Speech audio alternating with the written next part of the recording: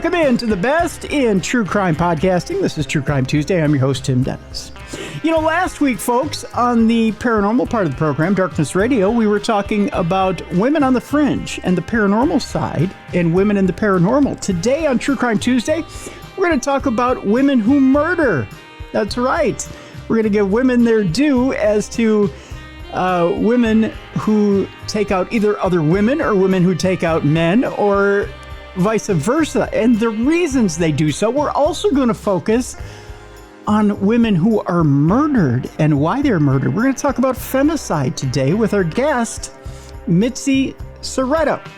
And she's back on the program. By the way, Mitzi is one of my all-time favorite true crime authors. I got to tell you, Mitzi is really, really good at what she does. I absolutely love her books, and I'm so glad that she's come back with this compilation, Women Who Murder. It's not only stories from her, but other authors, and about these different women who murder. We're going to talk about it today. Let me tell you a little bit about Mitzi before we bring her back on the program. Mitzi is an American-British author, anthology editor, and short story writer whose work spans multiple genres. She's most recently known for her popular true crime series, The Best New True Crime Stories. By the way, you've got to get a hold of these books. They are so good. As well as numerous other books, her novel, anthologies, and short stories have been translated into several languages. She is the added distinction of being the editor of the first anthology of erotic fiction to include the Fellow of the Royal Society of Literature. A story contribution from her crime fiction anthology, Getting Even, Revenge Stories, received a highly commended from the Crime Writers Association's short story Dagger.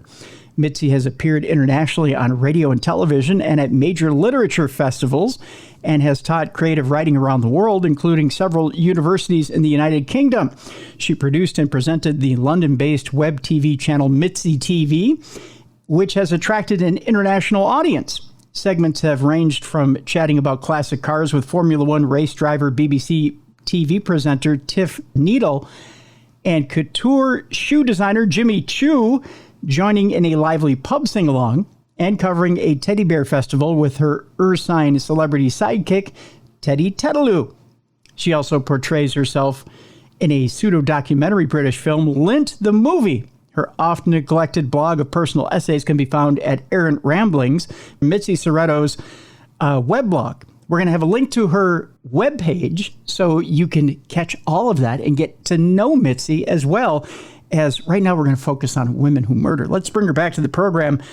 Mitzi Szereto. Mitzi, welcome back to True Crime Tuesday. It's a pleasure to have you. Hi, Tim. Thanks for having me back. I can't even remember when I was on last. It's all a blur.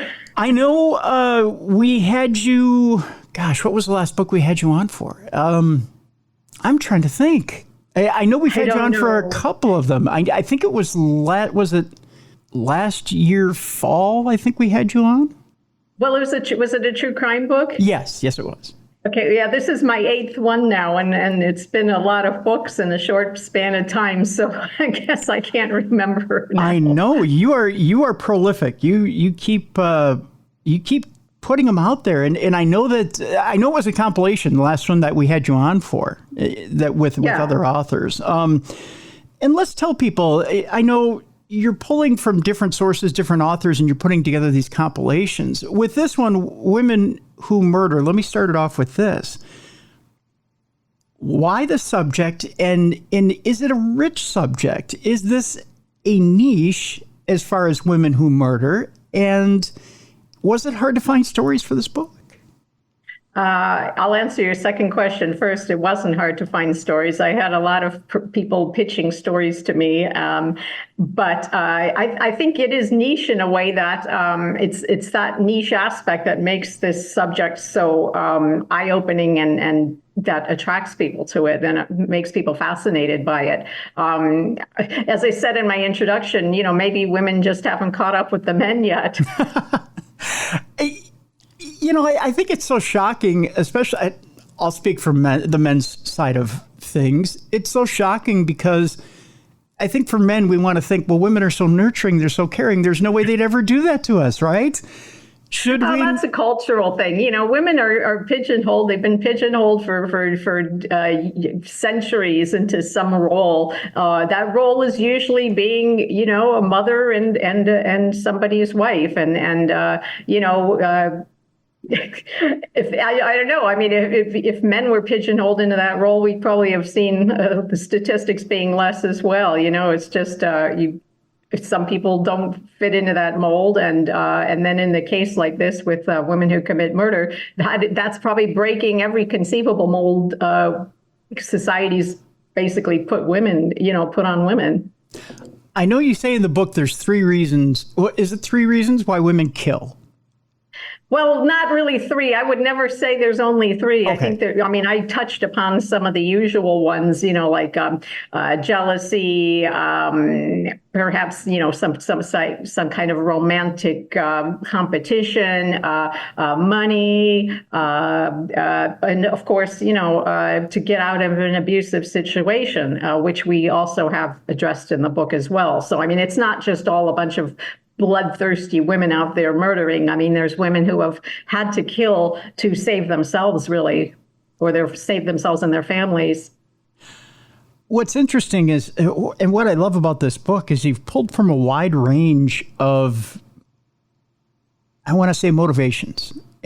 And there's everything from power to lust to, mental illness to even political motivation, which is interesting. I don't want to say that women don't have a wide scope or reason to want to kill, but you would think, well, again, I'm not trying to sound sexist here, Mitzi, but the fact of the matter is, I think I don't want to say most men, but I think a lot of men would say, well, men kill for that reason. Well, no, duh. Well, women would kill for that reason too. And I think most, you cite in the book machismo or that macho reason for wanting to kill.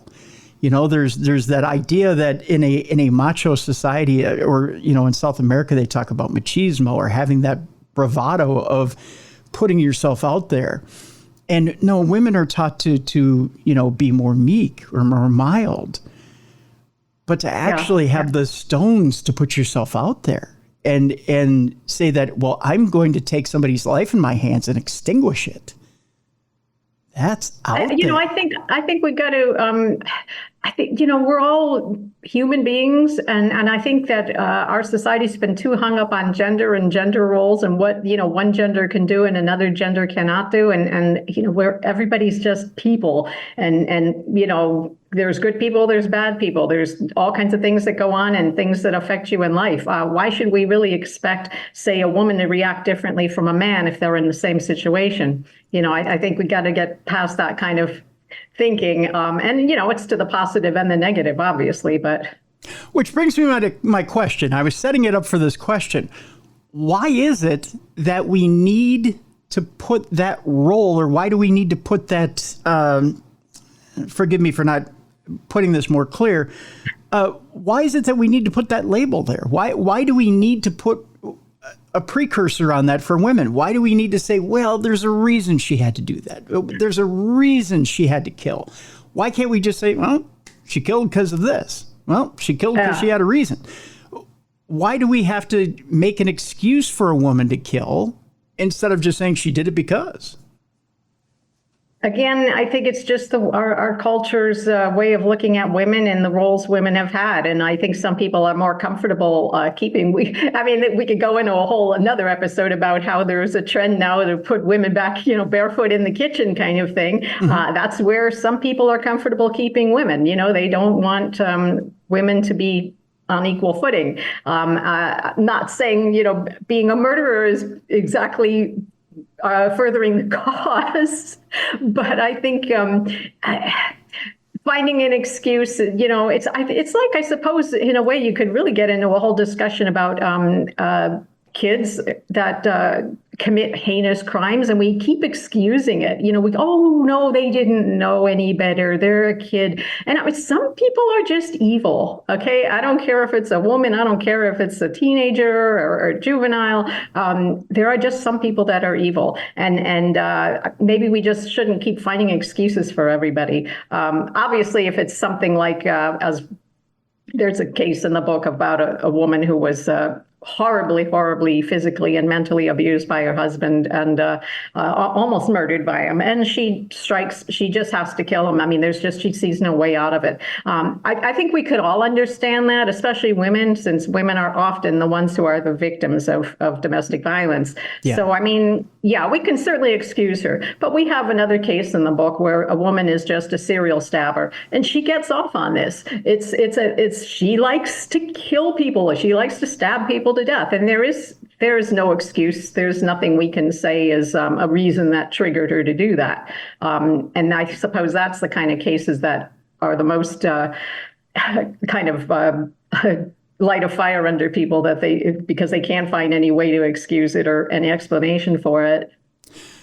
I want to talk, before we even approach the second segment today, I want to talk, because we're kind of along that line right now, about femicide. And I want to talk about the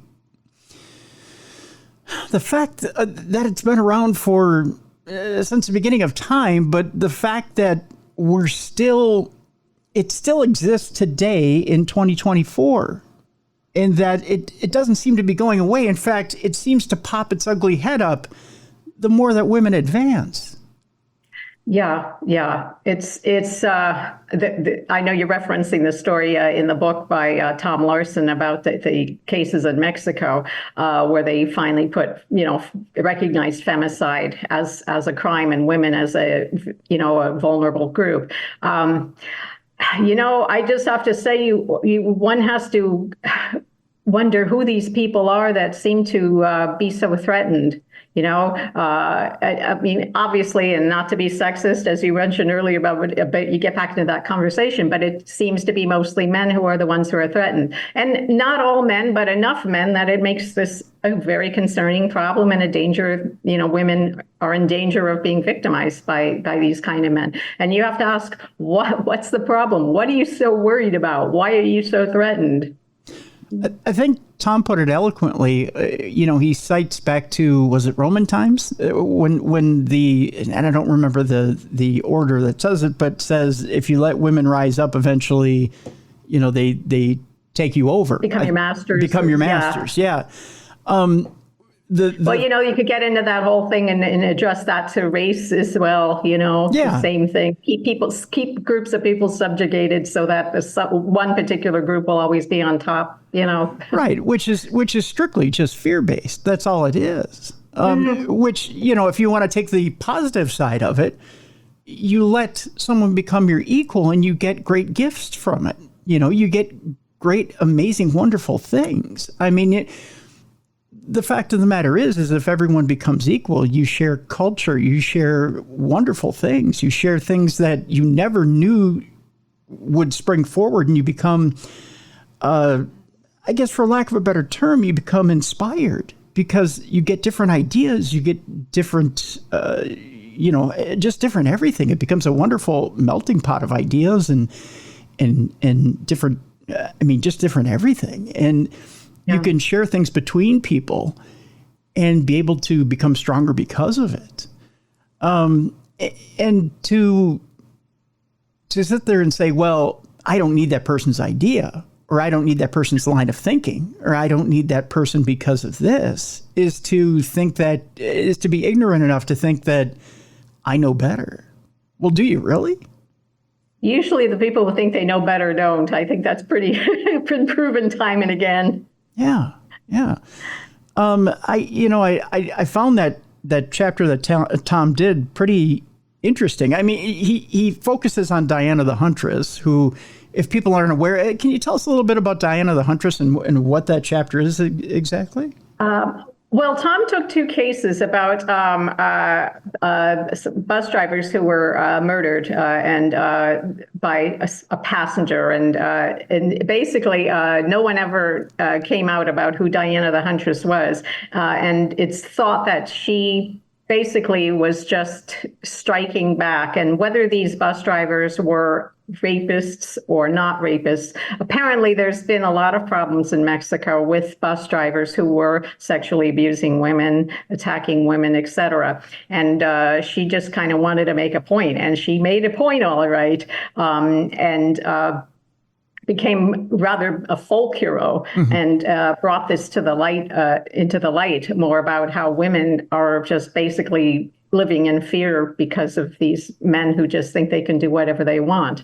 And then we have the corresponding case where a woman is raped in her own home and is in essence prosecuted for the crime because she killed the man in self-defense, and is prosecuted for it and even sued by the perpetrator's family. That's crazy. for financial recompense. Yeah, in that case, it was an amazing amount of money that she was sued for because for her, I mean, she was this poor woman, living in poverty and crazy, that it's like she said, well, I guess then it would have been okay if I was dead then, instead of trying to save my own life. And this woman had children that went into foster care as a result, didn't she? Yeah, well, I mean, the laws, and what's really, really horrible too is that the judge in her case was also a woman, and she just, wanted to throw the book at this lady. That just appalled me that it was a female judge. Crazy, it just crazy stuff, and the fact of the matter was this man had asked her, can I. When she had asked for a ride home from work, he said, well, can I stay the night at your house? Because it's such a long drive back. And she had laid a mattress down on the floor for him so he could sleep, and then decides, well, I'm just going to, try and take advantage of her in the middle of the night. He's the one who perpetrated on her. Yeah, rape. Yeah. And the thing is, too, that in that particular culture, people are a bit more, I mean, in America, you probably wouldn't say, hey, yeah, I know it's a bit far for you. Come kip on the couch. That's probably not as likely. But in other cultures, people are more hospitable and open. And that probably wouldn't be so strange. But she was even called into question that, well, you invited him into your house. You were asking for it. What did you think was going to happen? It was that kind of the victim blaming thing. Oh my God. They weren't even dating. It was just like, he walked home, walked home with her to make sure she got home safely. And then bang, she's persecuted for it. Oh my gosh. Just nuts. Crazy. And it's stories like that where someone shows kindness. They show kindness to sure, I'll open my home to you. And I don't want you to have to put yourself out. You help me out. Sure. And they're automatically just boom attacked, and there's no reason. There's just no reason. Well, I don't. It's unfortunately it's not that uncommon, which is why people are so don't trust anyone, because how can you? Yeah, it's sad, but I mean, like my case about the woman in Iran, Iran's first female serial killer. I mean, she was able to get her victims to trust her because, again, it's a more trusting society. Let's talk about her. That's a great transition. She is an interesting case. And her name is, I believe, Maheen. Maheen Kadari. Yeah, Maheen Kadari. She's very interesting in that she's got a lot of stuff going on at home, including a husband that in a society in Iran, you need to, as a man, you need to be keeping your end of the bargain. You need to be, you need to be a man. You need to be supporting your family. Her husband's not keeping up his end of the bargain, is he? No. I mean, he was out of work and he was a drug addict. And a lot of people may not be aware of it, but Iran has an extremely bad problem with drug addiction. And so, they had two children, and one of the children had cerebral palsy and needed, medical care. then, so everything was on this woman to keep the household running, keep the kids, everything going. And meanwhile, this guy's over there, whatever he's doing, smoking opium or whatever he was addicted to. She was desperate, desperate for money. And she also lost her employment. She was a driving instructor. And there was an accident, I think a rollover or something with her car. So the car was out of commission and she didn't have money to even repair the car. So there went her, finances into the household. And it was the husband that wrecked the car, correct? I know they were both driving somewhere, and I'm going to assume he probably was driving, knowing, the culture. and to make things worse, the very first victim that Maheen took ended up being her landlord, who had, again, made that move against her. He had kind of had the hots for her and decided he was going to try and take advantage of her. Yeah, he was basically perving on her. I mean, there was even reports that one of her kids said he was fondling her the undergarments that were on the clothesline, because they had there was a courtyard, like a communal courtyard, and you hang your washing out in the courtyard. He had his eye on her. I mean, he was just after her, constantly harassing her, saying, run away with me, run away with me. I mean, he had a wife, it's not like, does he need another one?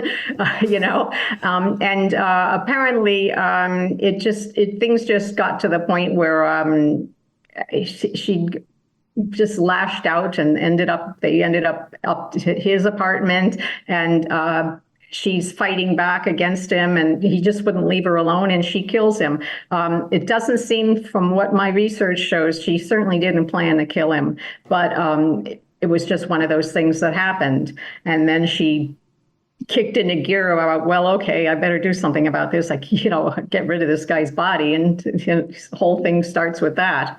So that was actually her first killing, but that's not really where the serial killing part comes in. It was more like a little introduction, and then there was like a lull. Right. She had a very unusual way of killing people too, didn't she? Yeah. Well, she targeted older women who had gold jewelry, and gold jewelry is very popular there, and they have beautiful gold jewelry. I know, I actually have a gold ring from Iran, and they do beautiful work, and they use good quality gold, like 24 karat gold, and so she started targeting women of a certain age that would be just out about their business. Maybe they were going to a shrine to pray. Maybe one was at a medical office getting lab, bloods drawn, that sort of thing. And so she would target these women, and she didn't necessarily start out to murder. Her first victim, she was on the fence what to do. She drove this woman after, way up into the mountains, and she didn't necessarily plan to kill her, but she realized, like, hey, this woman can identify me. And, Maheen's got a lot to lose. I mean, she's got these two children. Who's going to take care of her kids? Her husband, bloody worthless. So she starts with that killing, and how she ends up killing a succession of women through strangulation with their own headscarves, that they wear, their hijab headscarves. Oh, my God. That's just crazy.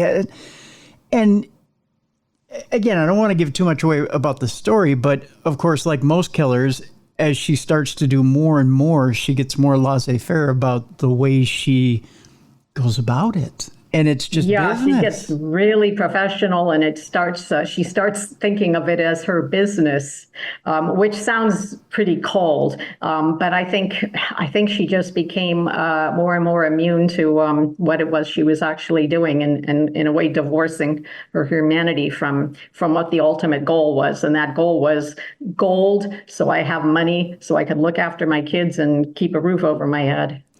I want to talk about another woman who kind of ties along that vein, and that's Jolly Joseph, the Kerala cyanide. Jolly. Yeah, Jolly was something else.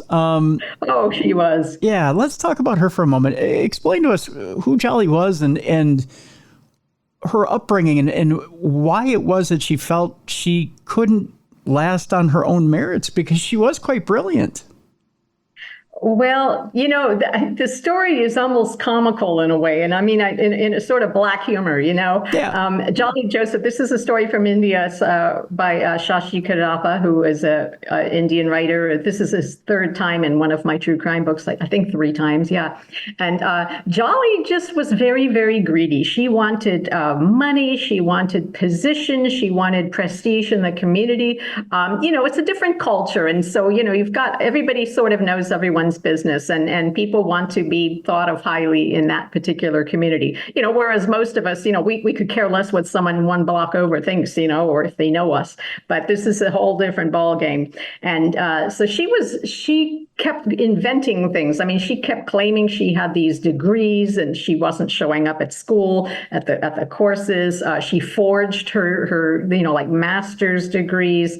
I mean, it was all total BS that she built herself up, and it was to make herself, someone that a good wife material. And so she goes through a succession of marriages, and also as far as killing family members and in-laws to end up with the money and the power and the prestige.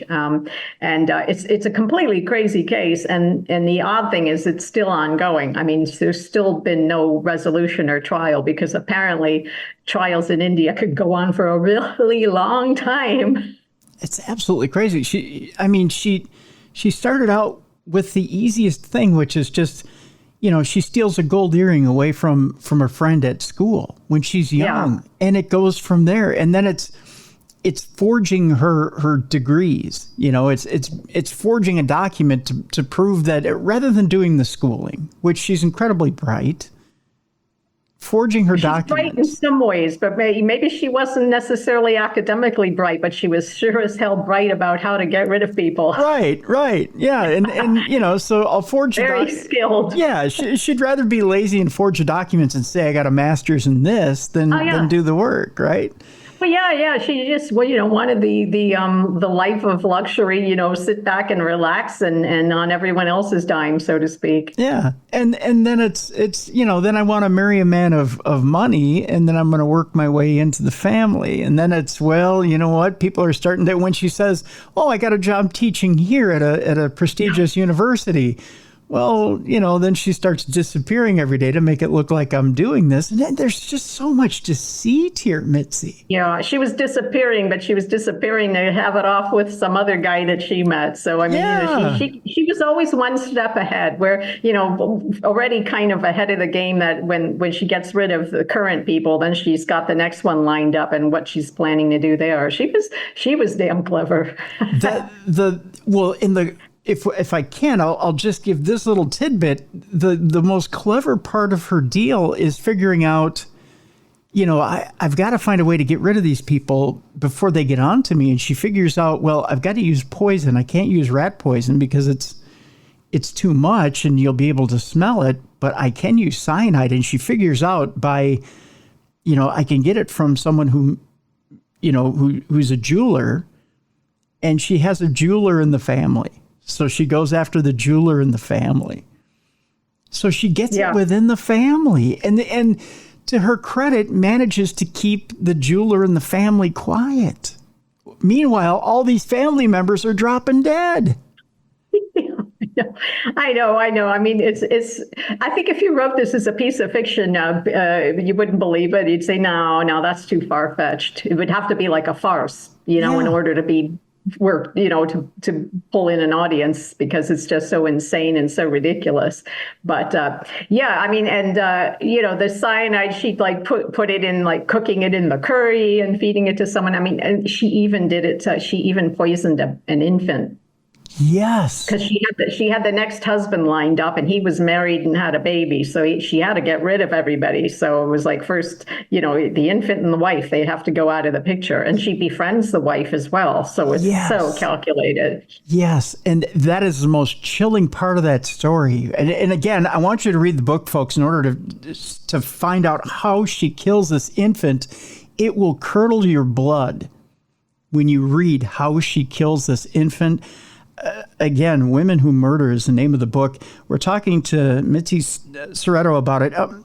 Folks, Jolly Joseph is the chapter, the Kerala cyanide serial killer. It's on page 134. Oh, folks, it's a longer chapter, but man, when you see the twists and the turns and how she negotiates her way through, you get hooked. I mean, when she's jumping from one relative to another and you're like, who is she going after next? And the things she does to work her way and the obstacles she has to go through, because you figure she's not leaving loose ends anywhere, but she does end up leaving a couple of loose ends that end up getting her. You'll see. It is just so interesting. That chapter is so interesting, Mitzi. It's amazing. It's an amazing story. That's for sure. Tell you what, we're going to take our break right here. When we come back, more with Mitzi about women who murder. We're going to talk about some interesting stories. There's one in here. You know, my grandfather fought in World War II. He was in the European theater for a while. He was in Italy. And then he went over to Corregidor in the Philippines. He has kind of an interesting story. I've told it on the show before. One of the theaters that interests me quite a bit is the European theater. There's a story in here about a Nazi that absolutely is abhorrent. I want to talk about this particular Nazi that's in this book, which is bone chilling. I want to get to that. I also want to talk about Mona Fandey, the Malaysian murderer, which is an interesting story as well. It has a little supernatural twist to it, which, you know, we also do a little supernatural show here. We'll get to that as well. And there's a story in here that I think absolutely chills the blood, and I think we have to end with it today, Mitzi. It has to do with a woman who has a bit of mental illness and decides she's had enough of her husband, even though her husband's a nice guy. And let's just say her culinary skills have a little something to be desired. We'll put it that way. That's how we'll end today's show. Our guest is Mitzi Szereto. The book is Women Who Murder. And boy, folks, this is an outstanding book. Again, and yes, you got it right there in front of you there, Mitzi. Women Who Murder, an international collection of deadly true crime tales. Mitzi Szereto is our guest. Folks, this book is outstanding. And again, I recommend you get it. We have a link in the description of this program right now. Go click on it during the break. Get your copy right now. When we come back, boy, have we got a collection of women that we want to talk about. Stay right there. Don't you dare move. When we come back, more with Mitzi here on the Best in True Crime Podcasting. This is True Crime Tuesday. Welcome back to the Best in True Crime Podcasting. This is True Crime Tuesday. I'm your host, Tim Dennis. Our guest is Mitzi Szereto. The book is Women Who Murder. And boy, do they ever. There is plenty to discuss in this book. Again, the book is Women Who Murder, an international collection of deadly true crime tales. Mitzi Szereto is our guest. Boy, Mitzi, both you and the different authors you have in this book have outdone yourselves. Oh, well, thank you. I appreciate that. I think everyone worked really hard. I'm a taskmaster too, but cracking the whip, you know. you get some really, really interesting stories here. There's one in this book that, man, your heart bleeds for this particular woman, Angelina Napolitano. And the phrase is, I am not a bad woman. And she was not a bad woman. But she was treated horribly. She was treated horribly not only by her husband, but the system. Can you tell us a little bit about Angelina? Yeah, that's one of the more historical pieces in the book. I try to keep a good, range of time frames, mix up things more contemporary with older pieces. And this was around the turn of the century. Italian immigrants, they initially came to the United States and they didn't like it. It didn't work out well. And they ended up immigrating to Canada, to Ontario, to a rather very rural area, not a lot of opportunity and whatnot. And interestingly, it talks a lot about how there was a lot of racist attitudes towards Italians at the time. And it plays a large part in the story as well, where Angelina couldn't really get taken seriously being abused by her husband, because it was like, well, that's a matter for a husband and his wife. And they're Italians anyway. They're all violent. I mean, that was what people thought, you know, Yeah. you know, and so, she, her husband, he did labor kind of work. And then, he went from one job to the next. Like I said, there wasn't a huge amount of opportunity. But then he'd go off and disappear for a while, come back. But he essentially wanted his wife to start earning some revenue. There were children, of course, to be raised as well. Mm-hmm. But he wanted her to go become a prostitute, to bring men home. And I think he wanted it about $5 a day. He calculated that would bring in enough income to keep things going. And that's the whole point of her saying, I am not a bad woman. She did not want to do that, as you would expect. Right. And, he would bash her about. And there's one point he actually almost nearly killed her. And she ended up in the hospital, severely wounded. And even then, no action was taken, because it's between a husband and his wife, and they're Italians. This was the constant refrain. Can you actually fathom that kind of behavior? I don't care about the time frame. I don't care that those were the olden days. I know. The fact that you would even look your wife in the eye and go, you know what, I want to whore you out to about 5 guys a day is beyond my thinking. It's beyond. I know. And small children in the household, I think there was a practical, I think one was even an infant. I mean, he didn't seem to think that was a problem. And then ironically, when he disappeared for a while, and she actually thought he was not coming back, and, she probably was praying every day he wouldn't come back. She took in a lodger, just to help make ends meet. It was a male lodger. Mm-hmm. And she did end up becoming involved with him. It was nice to have comfort. It was probably nice to be treated well. I mean, something she wasn't used to. And that would probably happen to most women in that circumstance. Well, guess who shows up again? Oh, no. Her husband. Oh, and no. So he's figuring that she's, already, working, getting money from this guy for sex. She wasn't. She was only taking money for the board, room and board. Right. And so obviously that guy got the hell out of there fast, because he's not sticking around in that situation. But, it started again. You need to go and do this on 5 men a day, or however many he wanted. And of course, there comes a time where Angelina says, enough is enough. Well, yeah, that's it. I mean, the abuse, the physical abuse, the mental abuse, the constant pressure to prostitute herself.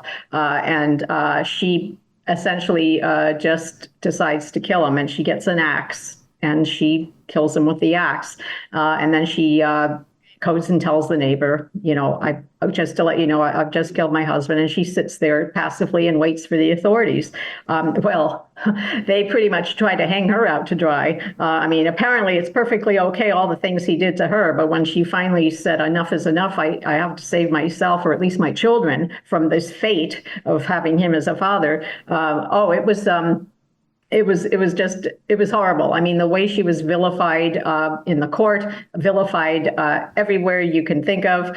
But there was an interesting thing came out of this whole case. This was more at the beginning of the women's movement, and she became a cause all around the world. I mean, people around the world. There were American politicians who were even sending letters to Canada that, spare this woman's life, because she was sentenced to death. She was sentenced to hang for this.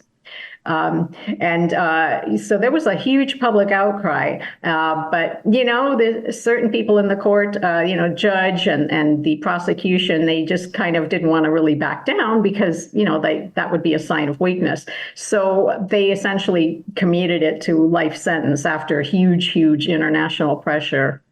Jeez, I can't imagine the torture she went through, one, from her husband, and then two, after she sits there and thinks, finally, I'm past this. Then the torture she goes through the legal system. Yeah.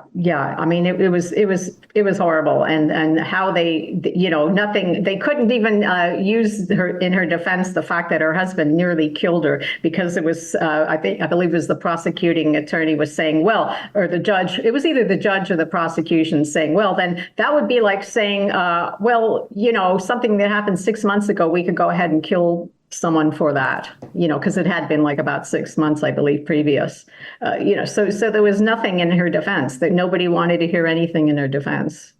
It wasn't important. Again, thank God we've amended the laws, and this is Canada, mind you, at that time, but which is still they still were more progressive than us, though, in the United States. At that time, and thank God, still bad. And thank God they've amended their laws as well. But at that time, this was turn of the century, wasn't it, or before the turn of the century? Around there. Yeah. I think late 1800s, I believe. Late 1800s. But still, at that point, she really didn't have a corner to turn to at that point. No, and then they gave her an attorney like the night before. Yes. To do the defense, that this guy was supposed to prepare a case, like from just being given this whole case from the day before this goes to trial. I mean, it was like so rigged against her in every way. Yeah. It was a very, very disheartening, sad story with Angelina. It was just terrible. It was terrible to read, and heartbreaking at that. Again, I encourage people to pick up Women Who Murder to get the full story there. I want to go from a woman who is downtrodden, persecuted, just a heartbreaking story, to one that you absolutely want to grit your teeth and throw the book across the room when you read it. Oh, don't throw it across the room. It's one that will make you angry and make you wonder what it is that turns people into absolute psychopaths. Again, I told you I guess I have an affinity for the time period of World War II, because as a child, I sat at my grandfather's knee and I heard plenty of stories of World War II. That was kind of his coming of age. That was his college, for lack of a better term, even though he entered World War II underage. He actually went and fought for his country when he was younger than what he was supposed to be. He went in Italy. He actually got shot. He came back home, and then his mother told him, well, you can't leave your brother over there, because he was in the Japanese theater. So he re-enlisted in the Navy. He started in the Army, re-enlisted in the Navy, and went over to Corregidor. But I digress. When I was young and heard stories of Nazi Germany, it frightened me, it chilled me, and I thought, how could the world let something like that fester and proliferate all at the same time? And I think it was the biggest bad guy the world had ever seen.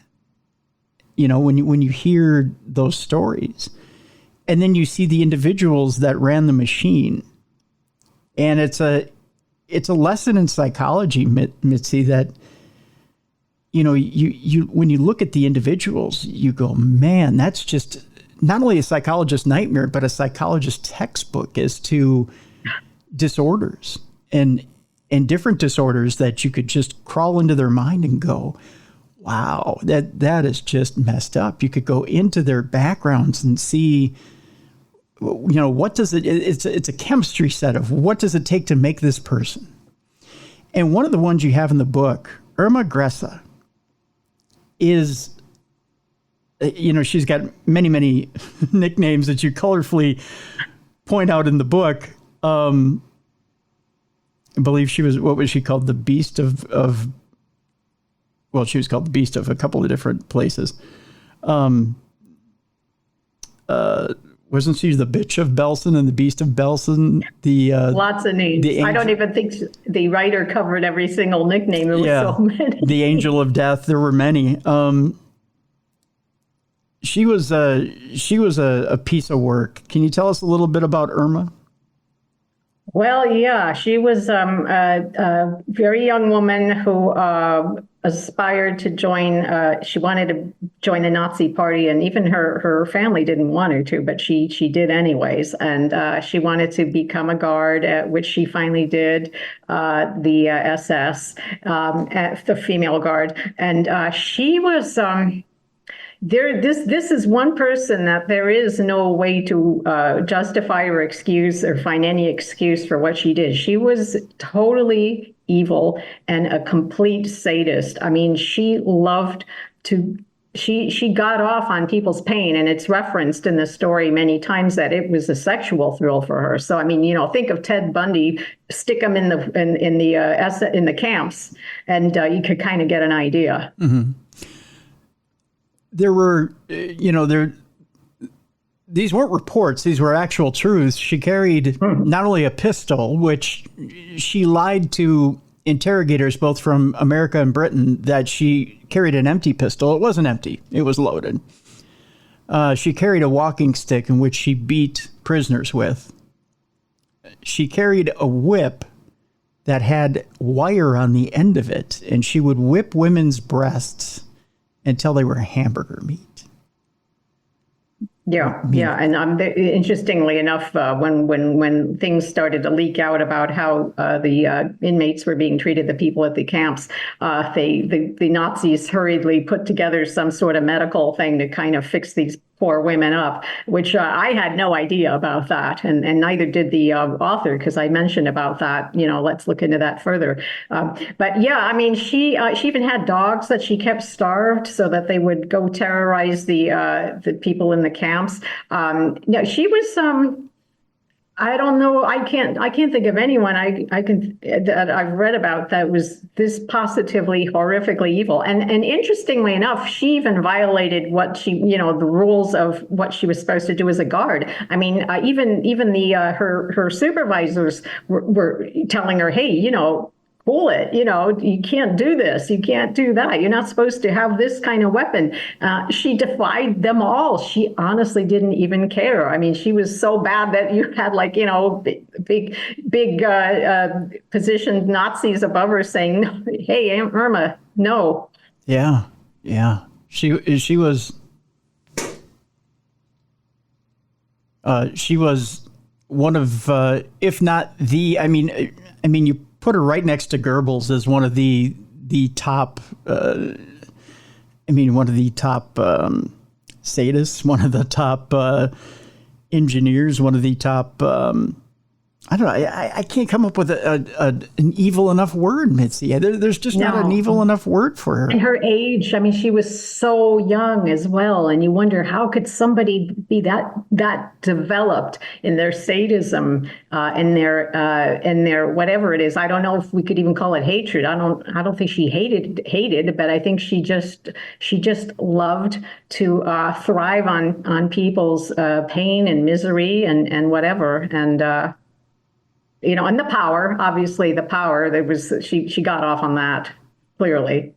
There's a quote from the book, if I can read it real quick, from Magda Blau, who's a Holocaust survivor. She said, "This was Gressa. She could talk to me like a friend, and the next minute she was a devil. That's what she was, a real devil, a sadistic devil. But she was so pretty, That's why they called her the angel of death." Yeah. I mean, she was very meticulous. Her hair would be, perfectly coiffed, her clothing, freshly pressed. And I believe even she wore perfume. I mean, it was just not what one would expect. And here's this beauty, this German beauty coming into the camps, and these poor women that she's supposedly looking after, who are unwashed and miserable. And here's this, like a fashion model coming in. It's just so not at all what one would expect. And obviously that made it so much worse when you have this woman who would flip like that, like the quote you just said, like you're my friend. And then the next minute, that's just that's like a serial killer kind of thing, very much so. And in the short time that the concentration camps existed, keep in mind it was 4 years that the concentration camps system existed, I believe. I don't know offhand. Sorry. Well, in her 4 years, because I think from the age of 17 to 21 that she was in the concentration camps, she skipped to 4 different concentration camps, including Bergen-Belsen and Auschwitz, and created a diabolical reputation in that time. That's amazing. Yeah. That she created that much destruction. I know. It's almost unfathomable. What's interesting is we don't really, I don't think a lot of people are that familiar with her name, but we all know those, the usual suspects, and the other names that are more familiar to us. And the fact that it was Irma, being a woman and also being so young, you would think that more people would be aware of her as well. Yeah. I'll tell you this much. I'll leave her ending for the book so you all can get some satisfaction. I'll put it that way. Because it is disturbing to read about her exploits in the book, but then you definitely need to read her ending in the book so you can get some sort of satisfaction. I'll put it that way. I want to talk a little bit about Mona Fandey, who's an interesting character in that there's a tie to the supernatural here, a little bit. Can you tell us a little bit about Mona Fandey, who she is, and why she's so popular in Malaysia? Mona's really over the top. I mean, she's just. I mean, when I got when this writer contacted me, she's a Malaysian writer who's living in New Zealand, and she contacted me about maybe writing about Mona. And when I had her story, and I was actually checking Mona's music videos, because Mona was a bit of a wannabe pop star. And I mean, she did actually record an album, or maybe she recorded more than one, and she had songs and everything. She definitely was over the top. I mean, so she was this sort of failed pop star, and then she was married, and they got. She was what they call, I think, Buma, which is like a sort of a black magic kind of, to help people, and politicians would seek them out to help them, become popular or maybe get elected. So she became well known as a Buma with her husband, and they had a third party as well who was involved in this. So it ends up being where a very respected politician is murdered. And it all traces back to Mona, along with her husband and this third party, and the ritual that was done. And for all the things that now this politician who gets murdered, he has a bit of a different. I don't want to say a different outlook, but he has a religion, and then he's seeing, I don't want to say a holy man on the side. He's not really a holy man. He's kind of a shaman on the side, but it's a shaman that's not, I don't want to say looked upon favorably. Is he a black magic shaman type of? You mean the politician? The politician, yes. Because he's found with some magical stuff on him that's not looked about. Oh yeah, favorably. But that was what he got from Mona. Oh, he got that from Mona. Okay. Yeah. Okay. These things were like talismans. I think there was even like a head covering from someone who was the president or whatever. All of these things were just like supernatural embedded objects that he bought some huge amount of money that he had to pay for these things. Okay. Yeah. And so the real reason why he's offed, it turns out, is it for the money, or is it for something else? They claimed Mona is the defense was that it went wrong. The ritual went wrong. The ritual went wrong. Yeah, it went very, very wrong. Yeah. Because it started out with a bath, didn't it? A bat. I don't remember being a bath. No, a bath. A bath. Like they put them in a bath. Yes. Yeah. There's a ritual bath that they do. Yeah. But it ends up where this poor gentleman literally loses his head. And that was an accident, apparently. and there was money owed, and I believe that if I remember correctly, he gifted them some land for some development, and I think that wasn't going well, and he was blamed for that. It's all kinds of crazy things were going on with this. But the ultimate thing is this: it's sort of hysterically funny in a way to say the ritual went wrong, and that's how we ended up losing his head. I mean, that's pretty wrong. I mean, for anybody who's practicing any kind of shamanism or black magic. Which goes to show you can never trust anybody who has an album out and then also wants to tell your fortune. It's probably not a good thing. But again, folks, get the book Women Who Murder to get the entire story. It's very involved. There's a lot of twists and turns. You can still find her songs and videos on YouTube, though. You certainly can. I personally looked them up. She was just so out to lunch. I mean, she was like enjoying the notoriety. She thought like the people who came to the court were like her fans. Yeah. She made a comment as she's coming into the court. Oh, not too many fans here today, or oh, there were a lot of fans here today. Yeah. It's like fans. Wacko, totally wacko. It was just a bizarre comment by her, but yeah, that's definitely one of the more interesting stories in the book about how she decides to pivot from music career to shamanism. It's a very interesting deal and how that all goes awry. Finally today, Mitzi, I want to talk about a story that goes so off the rails that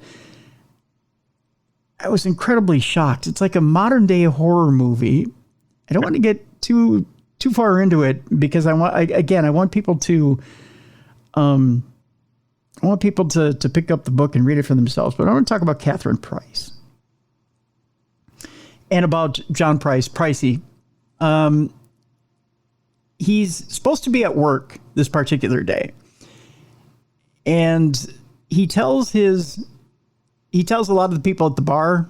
And again, this takes place in Australia, I believe. This happens on a leap day, correct? Leap day 2000? Yeah. He tells people at the bar, all his buddies at the bar, if I don't show up for work one day, and his buddies on the job, if I don't show up for work one day, just know that Catherine did it. Which is an odd thing.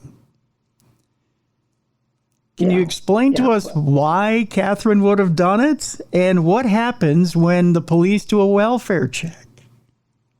You know, Catherine had established a reputation around town as an abuser, and this is what's interesting in this particular story, and the motivation that the writer decided to take was to kind of demonstrate that domestic abuse, women are not always the ones who are the victims. In this case, we have a man who is a victim of domestic violence and heinous domestic violence, eventually resulting in murder.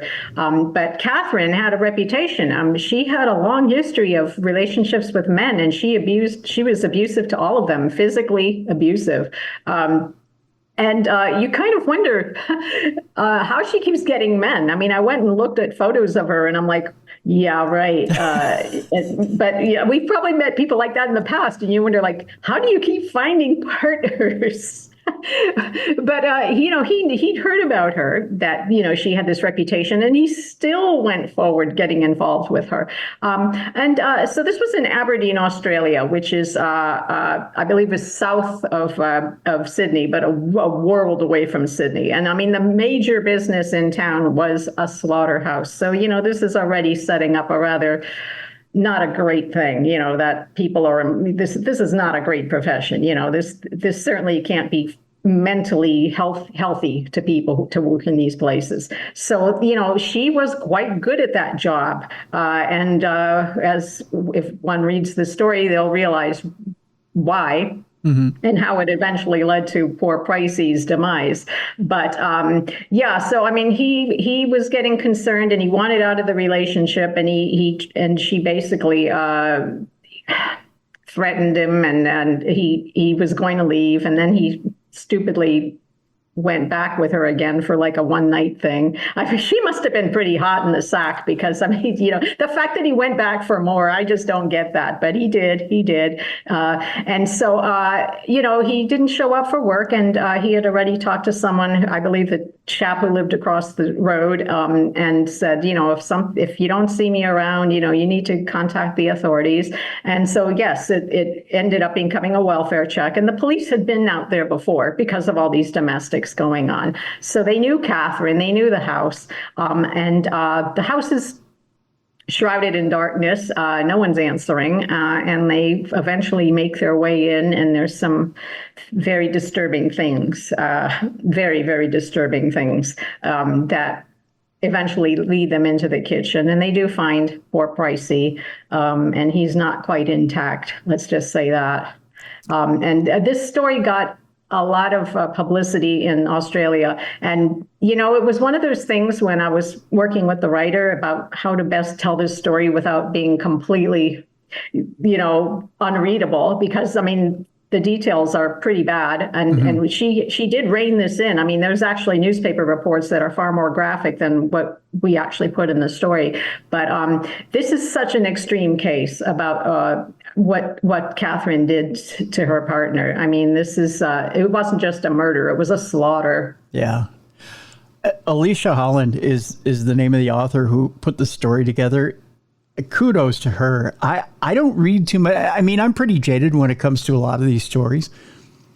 When I read this story, Mitzi, I had chills up and down my spine. There was a lot of, and pardon my language, my French here, there was a lot of holy shit coming out of my mouth as I was reading this. Let's just, 3 words for you. Dinner is served.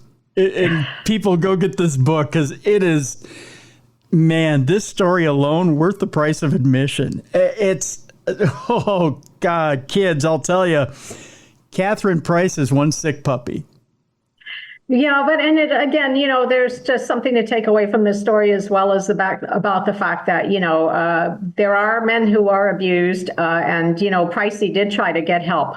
He probably waited too long before he did, but she goes into a lot of reasons about why men don't come out and why they're ashamed. And again, it's that cultural thing. It's that, not being a man thing, that you're going to say, oh, my wife's beating me up. I mean, a lot of men are not going to come out and ask for help in that position. So, and to Alicia's credit, she's very detailed about telling the story. It's not just she fleshes out these characters very well, and she explains from John's side of things why he didn't turn his back on Catherine, and why, when you have feelings for someone, you don't just, and especially in the Australian culture, why you just don't say, you know what, I don't want to give up on Catherine just yet. And why Catherine, in her psychosis, decided to snap on John. And she ties this all up in a very nice bow. And you get the surprise right away, but then she backtracks and tells you exactly why this happened the way it happened. And then comes back to the horror that is what happened, and gives you the rest of the story. And this entire horror plays itself out throughout the story brilliantly, Mitzi. And it is one of those things that you think to yourself, and then you get the aftermath of what happens with Catherine. And again, I'm not spoiling anything on this story, because my gosh, people, you have to absolutely read this to believe it. It is something else. Women Who Murder, again, is the name of the book, and this book is absolutely amazing. It's Women Who Murder, an international collection of deadly true crime tales. It's a book that has not only contributions from Mitzi, but from other authors. I don't just want to say other authors. I want to name some of the other authors that are here: Charlotte Platt, Kieran Conliffe, Mike Brown, C.L. Raven, Kathy Pickens, Edward Butts, Anthony Ferguson, Shasi Kadapa, Tom Larson, is it Goyanis? Mitzi? Goyanis, yeah. Joan Renner and Chang Shi Yen all contribute to the book. They've all done a wonderful job, Mitzi. They really have. Oh, I appreciate that. Thanks. They've all done a wonderful job, and they've all put together a book that shows all sides of why women do murder and why they do kill, and why they show a different side of themselves. And again, not a side that should be unusual. So with that, Mitzi, I want to thank you so much for being on the program yet again. And I look forward to the next project that comes out from you. You've again knocked it out of the park, my friend. Oh, I appreciate that. I mean, thank you again for having me on. I'm sorry my video just died. I don't know what happened, but well, we got through most of it. Yes, we did. Yes, we did. And again, I appreciate it so much. Folks, it's time now for us to lighten things up a bit. It's time now for us to bring in Jessica FREEBURG, and it's time now for Dumb Crimes and Stupid Criminals. It's Crayon News story time.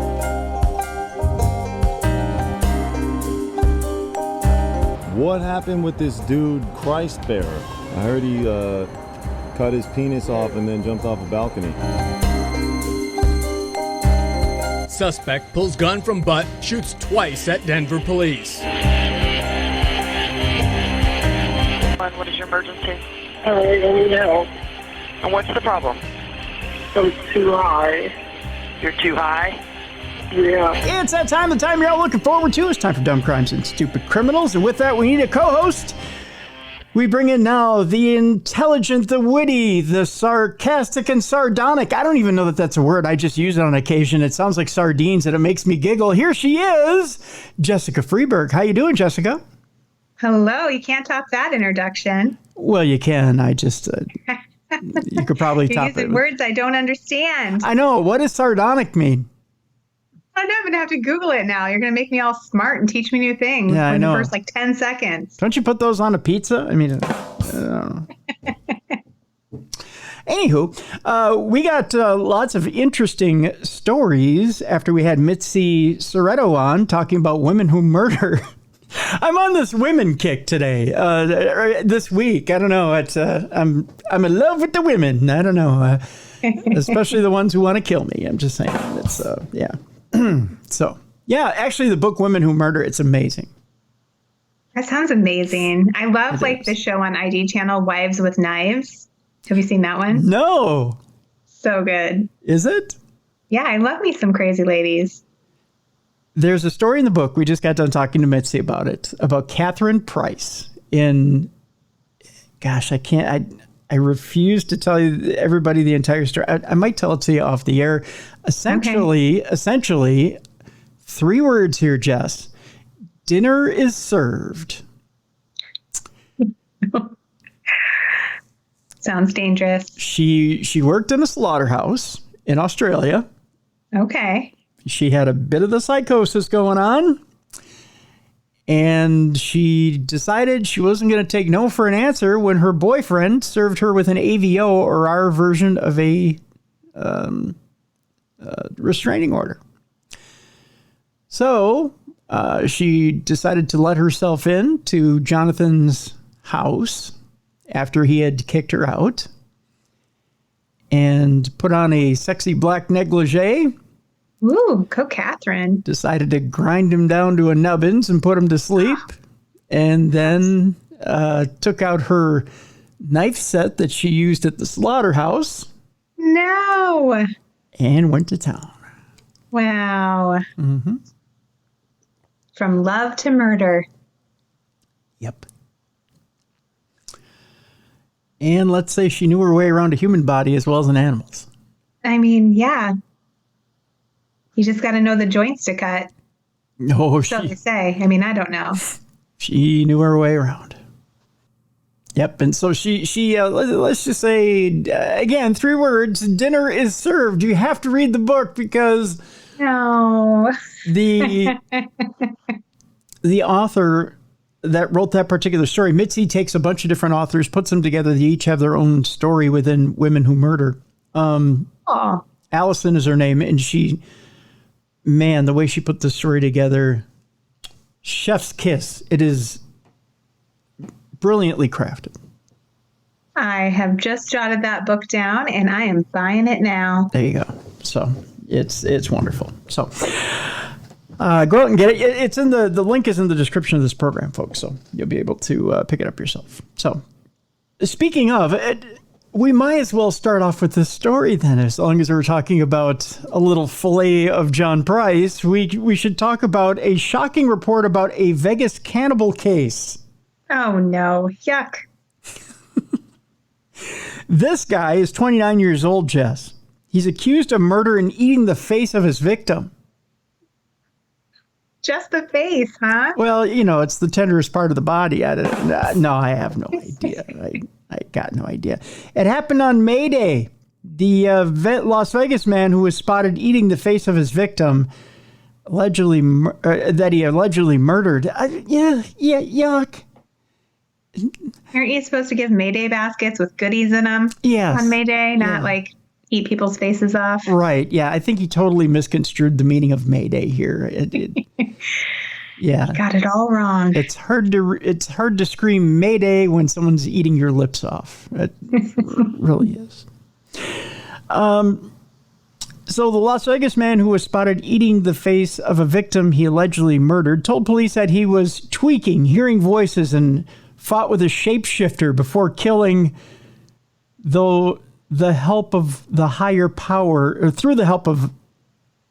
power, according to a gruesome police report. He was just tweaked out of his mind, evidently. Well, when you're fighting off, what was it, shadow figure demons? What was he fighting off? He was tweaking, hearing voices, and fought with a shapeshifter before. There you go. Shapeshifter. I mean, fighting with a shapeshifter makes you hungry. Yeah, it does. And he was killing through the help of the higher power. So evidently the higher power was coming through him, and he was killing the shapeshifter. But why do you bite the face off? Yeah, well, like I said, worked up an appetite. It's a lot of work. I guess. Colin Ichiro Czech, who is 29 years old, has been charged with the April 28th murder of Kenneth Brown. Well, he got him, evidently. Police charged that Czech knocked Brown to the ground where his head forcefully struck the concrete near Las Vegas Boulevard. Ooh. Ouch. A witness who called 911 to report the violent confrontation said that a man was atop the victim, eating the face of the male on the ground. Oh, do you think he wasn't dead before he started eating? Oh, I don't know. That's a very good question. Oh. What a way to go. When officers arrived at the scene, they spotted Czech kneeling on the ground next to Brown's head. By the way, this is our hungry hippo right here, Jess. Oh. Just so you get a good look at him. Dressed in the county. He looks a little dazed. Yeah, dressed in the county blues. When officers arrived at the scene, they spotted Czech kneeling on the ground next to Brown's head. Czech had blood on his face and hands and biological matter in his hair, mouth, and on his clothing. Oh, disgusting. He likes to get into his work, darling. He really does. Brown, cops say, had an injury on the back of his head and was also missing his left eye and his left ear. Oh, that poor man. He went Mike Tyson on the bit. Czech, who claimed to have been attacked by Brown, who he called Drake, told cops that he had been awake for 5 straight days because something was possessing him. We like to call it meth. Yeah. Yeah. Czech told police that voices in his head told him to kill the victim, who he does not know. Well, that's not very convenient. During a court appearance, Czech's lawyer said he believed his client was incompetent to stand trial. I wouldn't argue that. I mean, he definitely is disturbed. Yeah. Yeah, I'll say. That's the name of that tune. Moving on. Dang. Random guy, too. Just some rando walking down the street. Yeah. Just guy minding his own business, enjoying the strip. You know, he's there. Oh, look, there's the old Sands Hotel. That's where the Sands used to be. And, oh, look over there. There's what used to be Circus. And, oh, look, there's a guy trying to eat my head. That was the last thing he ever saw, Jess. All right. Well, way to start us off with the worst story I've heard in a very long time. What's next, Tim? Well, this one comes to us from Tony and about 5 other people this week. This is the most popular dumb crime, stupid criminals. TSA finds a bag of snakes in a passenger's pants at Miami airport. It's a little bag of snakes in your pants. That's right. I mean, if you can't travel with a bag of snakes in your pants, what can you travel with? I mean, As long as it's like a quart-sized bag, right? That's what gets through TSA. Yeah. I would tell them, hey, listen, I was gifted at birth. That's not a bag of snakes. I'm just happy to see you. I really, really, really am happy to see you. Really, really happy. Yeah. Agents with the TSA, or Transportation Security Administration, discovered a bag of snakes hidden in a passenger's pants. It happened last week at the Miami International Airport on April 26th when the passenger was at a checkpoint. Agents posted pictures of the snakes on social media. The post included a photo of two small snakes. Hey, they aren't that small. Quit commenting on the size. That were found in what appeared to be a sunglasses bag. TSA said the snakes were turned over to the Florida Fish and Wildlife Conservation Commission, just in case you were wondering what happened to the snakes. I'll show you a picture, Jess, of just how big these critters were. Just in case you were wondering how big a trouser snake is, it's about that big. What? Are they like flesh colored? That's disgusting. Yes, they are, Jess. They are. Thanks for noticing. Yeah, they are flesh colored. Oh, man. Yeah. Yep. Okay. Yeah, they're flesh colored. Yeah. And look, they only have one eye. Just saying. Not saying, just saying. Our next story. A woman is arrested after her baby has cardiac arrest at Legoland. Oh, sad. Yeah, I know, right? I mean, maybe the kid was just having a really good time. I mean, it's, look, Mommy, Legos! Ah! I mean, some kids get over emotional at Legoland. Really excited. Yeah. A woman from Essex has been arrested after a 5-month-old baby suffered a cardiac arrest at a theme park. The infant needed medical attention at Legoland Windsor Resort at about 1 o'clock on Thursday. He was taken to a hospital where he remains in critical condition, according to Thames Valley Police. A 27-year-old woman from Whittam was arrested on suspicion of neglecting a child to cause unnecessary injury on Saturday. She's been released on police bail until July 26th. Detective Conzoe Eel of the Child Abuse Investigation Unit said, we're investigating a distressing incident involving a very young child at Legoland Windsor earlier this week. This is across the pond, Jess, in England. Wow. Firstly, our thoughts are with the family of the boy who's in critical condition at a hospital suffering a cardiac arrest. We are supporting them as best as we can at this extremely difficult time. We are working closely with the team at Legoland Windsor Resort, but would like to speak to anyone who may have information about this incident, specifically anyone who was queuing for the Coast Guard HQ boat ride between 11:30 a.m. and 12:45 p.m. She added that an arrest has been made and the force were not looking for anyone else as a suspect.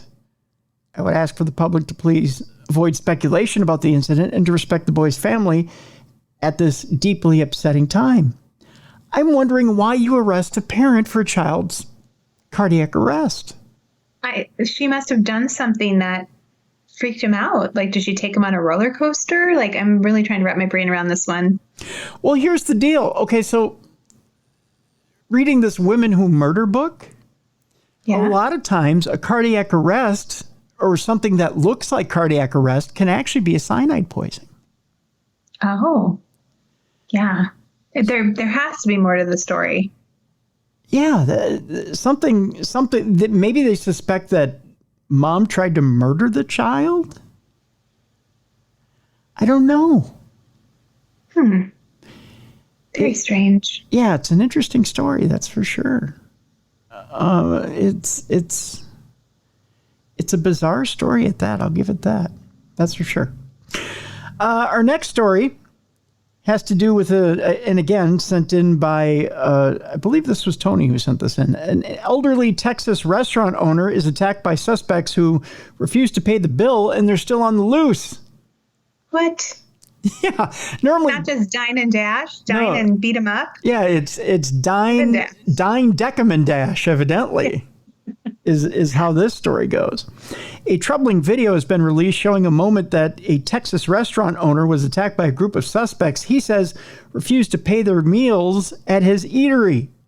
The video captures Sergio Alberto Vasquez, who's in his 70s, confronting the alleged deadbeats on Sunday outside his Mexican restaurant, Checo's, in Austin, where he says one of them dragged him to the ground while another beat him. Vasquez told Fox 7 Austin that the group, comprised of 2 females and 1 male, told him they were not going to pay their check, which prompted him to demand that they leave the premises. On their way out, the unruly group began smashing dishes, prompting Vasquez to take out his phone and follow them outside to snap a photo of their vehicle's registration plate. And the guy, he just came down from the car and started beating me, Vasquez said. Oh my gosh. I guess he didn't want the picture of the license plate. What a bunch of lunatics. Right. The video shows Vasquez's son and another customer trying to help as the violence unfolded outside the restaurant. Vasquez can be seen lying on the ground, trying to get to his feet, while it appears that one of the females out of shot tried to punch him. Police say Vasquez told them he was assaulted. Vasquez had obvious injuries to his face, according to local reports. The trio then drove off in their crossover SUV. Police say the suspects are still at large.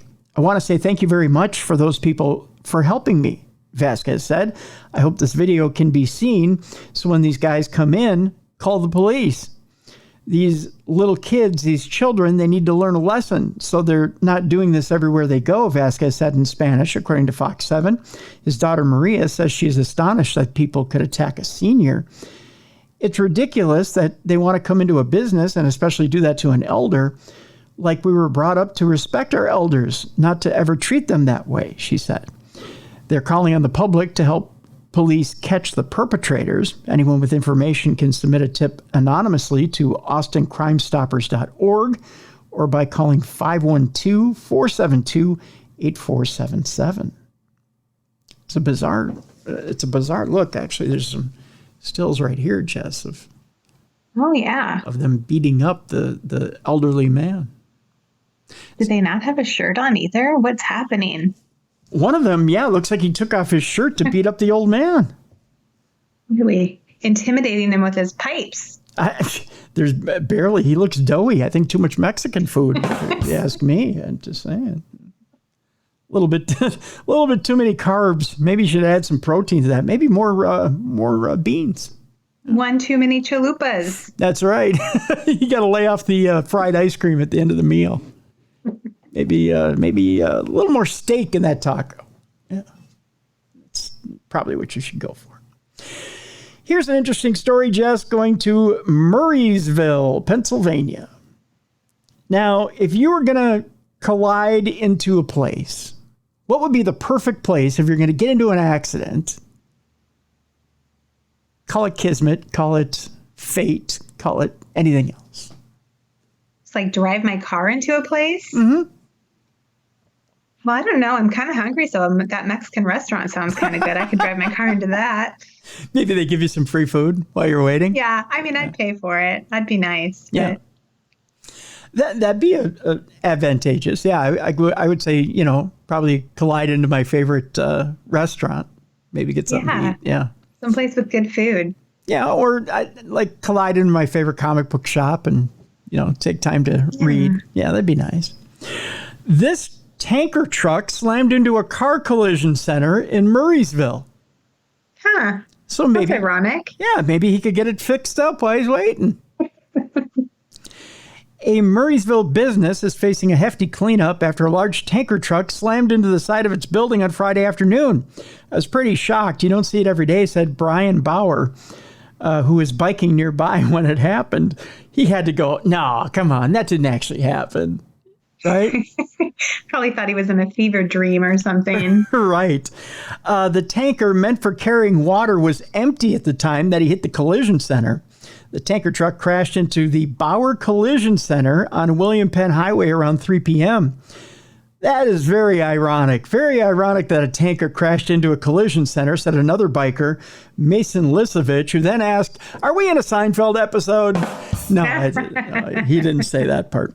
Emergency officials say the driver was heading east on Route 22 when he lost control, barreling through the auto body shop parking lot and into the building. He was taken to the hospital by medics, but is expected to be okay. He had some difficulties coming off the highway, lost control, ended up going approximately 30 feet into the building, said Murraysville Fire Chief Pat O'Mahony. Now, I got to ask you a question. When is it too far with the last name?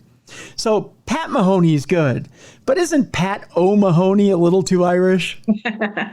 O'Mahony. O'Mahony. No, I like it. I feel like he's probably doing a little jig and got some cute little, green shoes on. Holy stereotype, Batman. Little O'Mahony. You gotta look at that tanker truck going into the collision center over there. I don't know. That was horrible. The truck plowed into the shop's office space when it hit. Manager Derek Severns, who's not Irish in the least, was in his office about 10 feet away. Another employee was even closer to the impact. Luckily, none of the workers were hurt. It was just kind of shocking. It didn't even really register what happened. You knew what happened, but it just kind of really didn't register, said Severns. For Bauer Collision, the cleanup will be extensive, but that's not stopping the company from carrying on business and serving customers.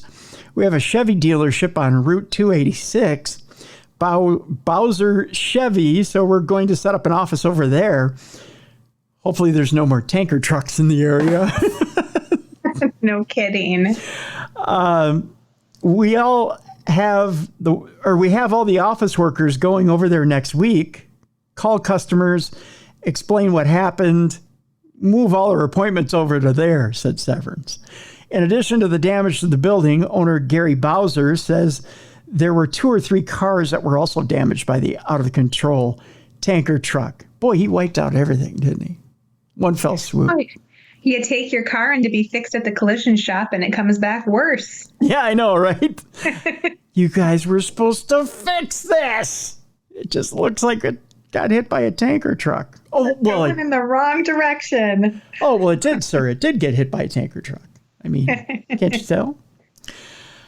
We're going to Ann Arbor, Michigan here, Jess, where I have to show you this picture because this is truly an amazing accident. Take a look at that. Oh my goodness, how?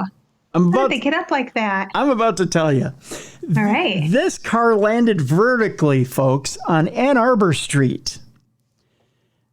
And it landed on a street sign after a drunk driver hit a wire.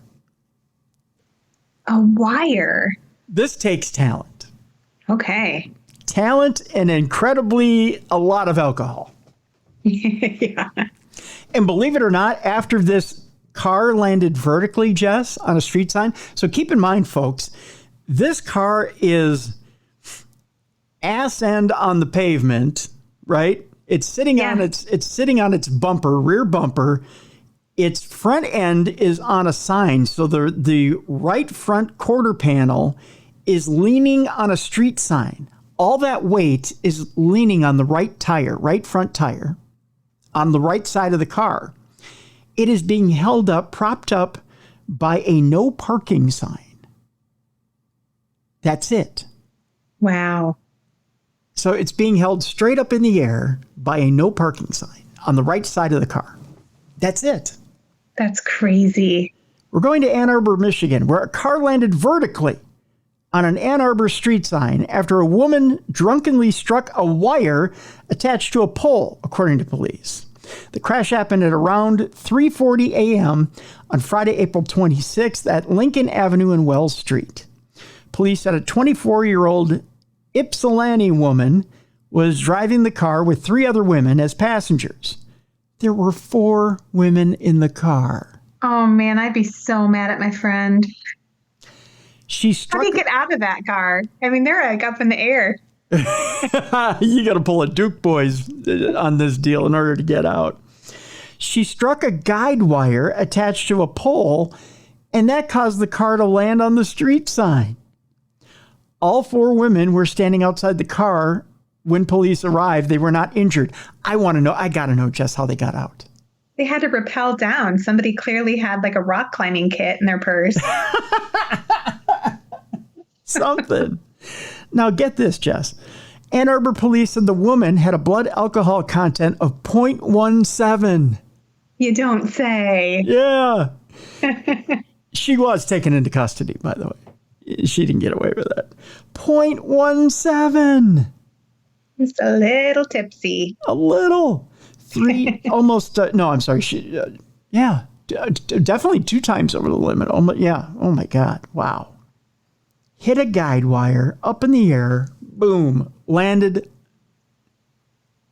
They are lucky that no one got hurt. Vertically against a sign. That's amazing. That's wow. All right. We got about 4 more stories here. Dumb crime, stupid criminals. And we have one not safe for work story today. So there you go. We're getting into the food category of our show today. People getting hit with food for $500, Alex. A 73-year-old handcuffed man hit an officer with a forcibly thrown cheeseburger this week. You got to love the cheeseburger play. Yes. Very violent. Very delicious. I invite anybody who would like to, please throw cheeseburgers at my head. I want to see if I can catch them with my mouth. I'm here for that game. I like it. I love that game. But if you're going to do it, please, let's start with the McDonald's cheeseburger and let's work our way down to the White Castle sliders. The White Castle start big and then go small. Yeah. Because I want to go difficulty hardest to easiest. Because I know I could probably catch a White Castle slider in my mouth. I probably could. I think so. Yeah, I probably couldn't catch a McDonald's cheeseburger in my mouth. I could try. I think you're definitely not a quarter pounder, but maybe one of the the ones that used to be on the dollar menu back when there was a dollar menu. Yeah. I miss those days. I do too. Yeah. I know the with a quarter pounder, you throw a quarter pounder at somebody's face, the bun's going to explode all over their face, ketchup, mustard everywhere, onions on the forehead. But the meat, you'll catch it with you'll be able to grab it with your mouth. You'll probably get one bite in there and it's going to fall over your shirt. You're just going to be standing there with the hunk of meat hanging out of your mouth. Yeah. But like an animal. Like an animal. Like a filthy animal. Just saying. This man, a handcuffed 73-year-old man, somehow was able to forcibly throw a cheeseburger at a cop, leading to the suspect's arrest on a felony battery charge. Yes, throwing a cheeseburger at a cop is a felony. Police responded Wednesday night to a Wawa convenience store in Fort Pierce, Florida, and we are going to Florida for this. By the way, Wawa cheeseburgers are amazing. Are they? Yes, they're amazing. This in reference to a subject being present who was previously trespassed, according to police. Since the trespass was still active, police arrested Joseph Delancey and placed him in handcuffs. During the detainment of Joseph, he was holding half a cheeseburger. The cop should have been able to catch half a cheeseburger. He only threw half of it at him. He should have got that in his mouth. That's right. After being provided demands to drop said cheeseburger, he refused to do so, according to the arrest report. After the handcuffs were placed onto him, Joseph forcibly threw the cheeseburger into my right leg, the cop added.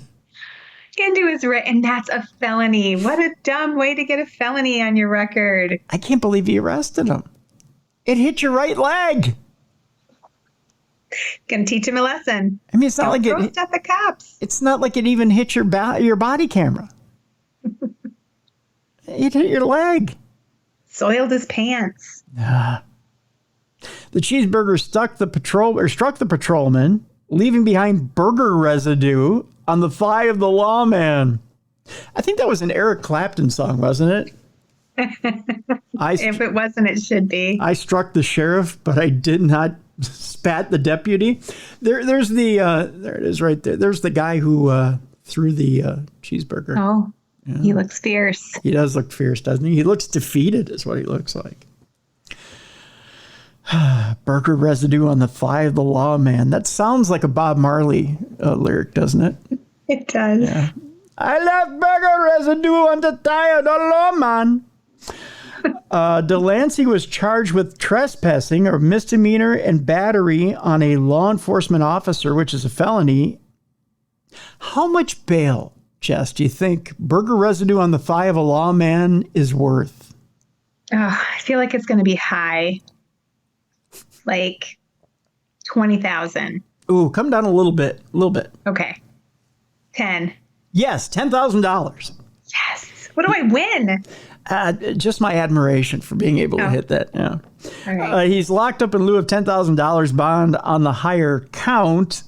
Delancey has a lengthy rap sheet that includes convictions for attempted murder, fraud, and aggravated battery with a deadly weapon. So cheeseburgers are coming down a little bit for him. Cheeseburgers are not quite his forte. He's heading in the right direction in improving his life. Well, the man is 73 years old. He's getting a little less violent in his old age. Yes. He was arrested in 2022 for allegedly attempting to strike a cop with a metal pole. So you can see, Jess, metal pole coming down in violence to cheeseburger. Yes. Right? Yes, right direction. Yeah. So Very you know what the next weapon will be? A spoonful of Jell-O. That's right. So he's getting there. Still a felony if you throw it at a police officer. Yes, it is.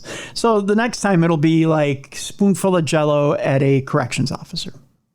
See? We're working our way down. Before you know it, it'll be a cup of water at a daycare provider. Yeah. Pretty soon he just won't be throwing stuff at people. Yeah. He'll probably be slapping himself in the face with a ham sandwich. I was going to say with a piece of bologna. Yeah, there you go. So, yeah, we'll get there. Meanwhile, another food crime on the docket for this week. A man nabbed for a fried chicken battery on his sister. Why are we beating people up with perfectly delicious food? Well, because when you care to send the very best, Jess, you hit your sister with some fried chicken. I don't know. Eat her with a chicken wing. Oh no, never with the wing. You want to get her with a thigh or a breast. I mean, you get her with something meaty. That's what she said. I don't know. Oh no. Let's find out what she was hit with here. A 20-year-old man is behind bars. By the way, I have to show you the man who hit his sister with a bit of fried chicken. Yeah, he looks like a guy who might throw some chicken at someone. He does, doesn't he? A 20-year-old man is behind bars, charged with launching a fried chicken fusillade at his sister during a domestic clash in the Florida residence they share. Yes, we're still in Florida, folks. According to investigators, the poultry pelting occurred Sunday afternoon in the Clearwater home of Kanye Medley and his sibling. During a verbal altercation, Medley grabbed a bag of Church's chicken from his sister. I would have thrown a lesser chicken. It's like Popeyes. Okay. Yeah, Popeyes is a good throwing chicken. Church's is still good chicken. I think Popeyes is kind of good. It's spicy. It is, but it's cheaper. Yeah. It's a cheaper chicken. Church's is a little more spending. Medley grabbed a bag of Church's chicken from his sister and began throwing pieces of chicken at her. One piece of fried chicken hit the victim in the back and left debris of food on her shoulders. Well, you know what you do when you got a bit of chicken on your shoulders? You got to brush that chicken off your shoulders. That's what Jay-Z says, right? Yeah. Is that how the song goes? Yeah, you got to brush that chicken off your shoulders. After being read his rights, Medley reportedly admitted throwing 2 pieces of chicken, one of which hit her. The motive for the chicken winging, see what we did there? Medley stated he did this because he had not eaten and did not want the piece of chicken the victim offered him, so he became upset. Evidently, he was not a wing guy. He was more of a breast guy. So he was a breast man. Yep. Yeah. Despite that hangry defense, Medley was arrested for domestic battery, a misdemeanor, and booked into the county jail. Medley, by the way, weighs in at 230 pounds, so you better give him the biggest piece He was arrested earlier this year for allegedly biting and strangling his sister. This guy's just not a nice guy. Wow. And, by the way, he also slammed a door on her arm and struck her with a piece of wooden decor. Wow. This man is violent. Yeah. The state attorney subsequently declined to pursue a felony and misdemeanor counts after Medley's sister declared that she did not wish to see her brother prosecuted. Boy, she's a nice lady. Yeah. What a nice gal. I mean, you know, your brother's basically an a-hole and hitting you with food. I'd be like, throw the book at him or Right. the bucket of chicken, whatever. Throw something at him. That's right. That's right. One more story before we get to the not safe for work and final story of the program here today. Jess, I got to ask you here, have you ever been on vacation and you've seen the wildlife out there on vacation and you thought, that is such a cute little whatever it is that you're looking at. Wish I could just go up and pet it. Yes, I have definitely thought that. Yeah. Have you ever done it? Have you ever just gone up and went, oh, what a little cute little doggy, No. cute little... No, because I grew up on a farm, and if it's a wild animal, I assume it's going to want to bite me. Okay, good. Okay, valuable lesson. If it's a wild animal, if it's out in the wild, we don't what, Jess? We don't go out and... We don't pet those. Okay, good. Okay. Some people don't know boundaries. That's true. That's right. So if it's a wild animal, we don't go out and touch, right? No touchy. Right, no touchy. no tiki, no touchy. I don't know what that means, but I just created a new law. I like it. Yeah. Now, this tourist was fined for approaching a walrus in Norway. A walrus? I don't know that that'd be the wild animal I would approach. I think it could hurt you. Yeah, I would think if I'm in Norway and I see a walrus, I'd go, I'm going to take a picture. Yeah, little video, maybe a selfie with it behind me, Right. far in a safe distance. You got it. Yes. I'm not going up to the walrus and going, hello, Chumley. Not my thing, because I like... Just want to pet it. Yeah, I like my body intact. Yeah, Yeah, me too. yeah. I'm going to show you just how close this a-hole got to the walrus. Look at that. Oh my goodness, what an idiot. Yeah, not. Whatever he gets, he deserves. That's right. A tourist visiting the Norwegian Arctic, is it archipelago? I don't know. You people know. Has been fined more than $1,100 for getting too close to a walrus. Archipelago. Yeah. Nailed it. I'm not giving up where I should. You know what I mean? I'm sure people will write in and let you know. It's you said it wrong. It's an archipelago. I know. You don't have to tell me. It's the archipelago of Svalbard. Yeah. Wow, that's Right. a lot. Yeah. Right now, my Norwegian homies are like, yeah, they're hey, you got it right, you know. Yeah, Right. all my sons in Norway right now, they're behind me. They've got their little That's right. sweaters on. They're drinking their akavit and eating their little cod and potatoes, just slathered in butter. Ooh, that sounds kind of good. You ever been to a Sons of Norway meeting? No. Do they serve that there? Because I want to go. I'm hungry. Yeah. Clearly need to eat something today. I got to me too. Yeah, I'm a little shy on food. Not gonna lie. Yeah, my buddy Roy took me to a Sons of Norway meeting. It was wonderful. I got a shot glass from there too. Aw. It's a 3-ounce shot glass of Sons of Norway. I'm not a son of Norway, I've got to admit. He took me as a guest.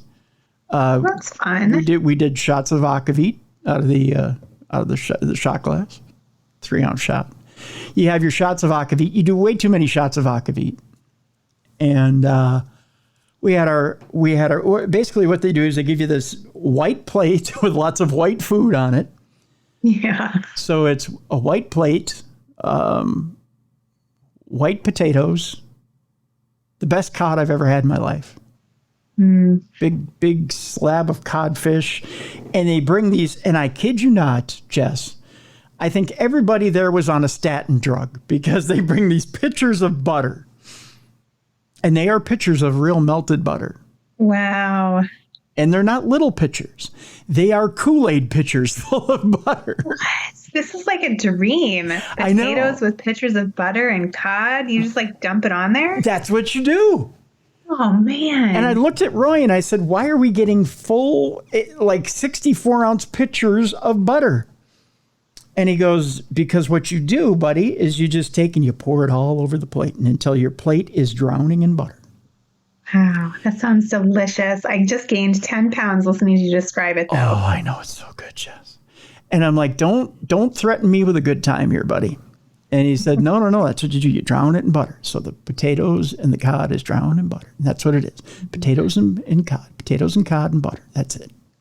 Delicious. That was the meal. And akavit. And it was so, I want to go back just for the meal. Yeah, I want to go with you. Yeah, I'll bring you. I'll bring you. Let's crash one of those parties. That's right. So we had our meal, and you have speakers, and I don't even remember a thing they said. I was just eating my meal slowly and watching the butter and the potatoes and the cod and drinking my akavit, and by God, I was having a good time.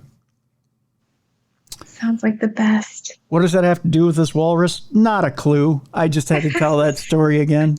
I just had to relive it. Oh, yes, the walrus. Yes. Okay. So, tourists are visiting the Norwegian Arctic archipelago of Svalbard. He's been fined more than $1,100 for getting too close to a walrus. Members of the public alerted officials when they saw a man going onto an ice floe to approach the animal. It's against the law, by the way, to approach the wildlife on Svalbard in a way that disturbs them. I think it's disturbing that you just got close. Yeah. I mean, they're in his personal space. Yeah. The incident happened near Longyearbyen. I believe I said that right. Longyearbyen. Ja, der är you know. Longyearbyen. One of the world's northernmost settlements. The Svalbard Environment Act stipulates that all traffic on the archipelago must take place in a way that does not lead to unnecessary disturbance of local wildlife, which includes polar bears, seals, whales, reindeer, and Arctic foxes. The governor has encouraged everyone to keep a good distance from walruses so that they are not disturbed and to avoid danger to people. Police prosecutor Magnus Rindal Fredriksson told the BBC that parts of the incident were observed by several of the governor's employees. The incident happened very close to Longyearbyen. I just love saying the word. I love hearing you say it. Longyearbyen. Bien. I got to make sure I hit the ending. It's Longyearbyen. I wish everyone could see your face while you say it too, because that's priceless. I got to read the entire sentence because I got to stick the landing here. You ready? Do it. Okay. The incident happened very close to Longyearbyen at the bottom of the fjord, said Mr. Rindal Fredriksson, adding that the tourist, who is a Polish citizen, figures, and had arrived in the area on the same day. Not to pick on Polish people, but I'm just saying, if he's Polish. I was going to say, what do you got against Polish people? Well, he probably figured he could make sausage out of the walrus. Just saying. He was also brought to the governor's office and paid the fine at the same time. Why did he do it? He was after a good picture, and the police prosecutor believes at least that was the reason. Wow. Yeah. That's a bad choice. Spring and summer are popular with tourists in Svalbard, with many visiting the almost untouched archipelago in the high Arctic while the sun doesn't set at night during what's known as the midnight sun. Walruses in Svalbard became protected in 1952, when it became clear only a few hundred remained following more than 3 centuries of heavy commercial exploitation. The population of walruses has been growing since the measures were put in place, but the species remains on the Norwegian National Red List. Why? Because they're communists. No, I'm kidding. They're not. No, I just put that in there because I saw red. Oh, boy. This is how rumors get started. I know. Because of concerns over the impact of tourism and climate change, the Norwegian government has announced tougher regulations coming into place next year. That includes a ban on getting within 150 meters of a walrus. Unless, of course, the walrus approaches you and asks for sexual favors. Just saying. Kidding. Other measures include a cap on cruise ships and designated landing sites. So there you go. And speaking of sexual favors, we're at the end of our show in the Not Safe for Work segment of our program. Oh, where are we going, Tim? I'm scared now. This one is just a plain crime, Jess. It may not involve a crime. It's just a plain crime. It's a crime against all males everywhere. We're going to talk about a story that was brought up on Piers Morgan's program. It's a story of a man that's just way too endowed. He was just endowed way too much by nature. Wow. And that's not only a shame, it's a crime. Let me explain what I mean, folks. Piers Morgan hits back at a man with the UK's biggest penis with a 4-word question. Wow. I know. By the way, this is the Not Safe for Work part of our program. If you have kids listening, it's probably way too late. You want to get them out of the room. If you're listening in front of your boss, it's too late. You've already been fired. Turn down your listening device. Here we go in 5, 4, 3, 2, 1. Piers Morgan was left in hysterics after a man who claims to have the biggest penis in Britain made his ITV debut. And the former Good Morning Britain host had a question. Yes, a 4-word question. Ready for this? Jess, first of all, this story had me laughing. Piers Morgan couldn't help but chuckle as the man boasted to have Britain's biggest todger and made his television debut at the same time. The man reckoned he got the largest love muscle among the UK's 32.81 million gents, but Piers was having none of it. With a cheeky smirk, the 59-year-old television veteran lobbed back, "How does he know?" That's what I was wondering. How does he know? That's a good question. How do you know, big guy? How do you know? Well, you just comparing to other people? You stand in the bathroom at the urinal looking at everybody? That's right. What do? Do you walk around swinging it around saying, "Hey, you got one bigger than this"? I mean, is that the deal? Right? Very strange. So one witty guy on Twitter says the stats must be from NHS data. But good luck finding those figures. Word on the street, or at least from the London Clinic International Andrology, is that the average joystick measures up to 6 inches. Okay. Mind you, that's based on a modest sample of 1,000 self-measuring guys. I was going to say, who sits around and measures? I don't know. In the UK. I'm not a dude, so maybe I don't get it. Right. Matt Bars claiming his whopping 12-inch trouser snake is twice the national norm. And it's such a monster that he's been chucked out of yoga classes. That's what he claims. Jess, he's been kicked out of yoga class. Because his pants are too tight or it's fallen out of his shorts. Like, what's happening in yoga class? I don't want to know. Well, I'm wondering if it's doing its own downward facing dog. That's what I'm wondering. Piers Morgan couldn't help but chuckle at that as well. That was quite the line. Spilling the beans to a tickled Kat Deely and her sidekick, Ben Shepherd, on This Morning. Matt dished out that he has had women hit him up for dates just to flaunt his colossal manhood on their OnlyFans snaps. But when it comes to the world stage, Matt's manhood is dwarfed by Roberto Esquivel Cabrera from Mexico. So there, who's packing a mind-blowing 18.9 inches. Whoa, Roberto's like, that's not a penis. This is a penis. That's a golf club is what that is. That's a hockey stick. Rather than boasting, the poor fella says his mammoth member has mucked up his life so much that he had to get it registered, or rather he had to get registered as disabled. What? That's terrible. I mean, I'm just trying not to visualize it too much, but it's got to be difficult to do things like walk and sit.